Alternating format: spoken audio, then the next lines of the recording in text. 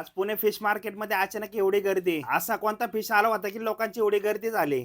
मी आता आलेलो दुकानावरती पिशव्या घेऊन लगेच निघालो मार्केटला. मालाची तर गाडी आलेली आहे पण दुकान चालू नाही झाली. थोड्या वेळाने सिलन रूपचंद रव घेतला. आताच एकदम फ्रेश भाती आलेली आहे, भाती पण घेतो. मग बांगडा घेतला. आतल्या मार्केट मधून चिलापी कोळंबी लोळ्या घेतल्या. सगळा तर माल आपला घेऊन झालाय, कस्टमर कमी आहे म्हणून थोडाच माल घेतलाय. मी आलोय दुकानावरती, सगळा माल देऊन घेतो. पाण्याची कॅन्डे दुकानावर आणून ठेवतो, संध्याकाळचं काम तेवढंच कमी होतं. माझं तर सगळं आवरण वगैरे झालं, मी चाललोय दुकानावर. मी तर दुकानावर आलेलो आहे, आपल्याला हे सगळं काढून टाकायचंय. आज बॅनर काढले तर दुकान काय एवढं चांगलं दिसना.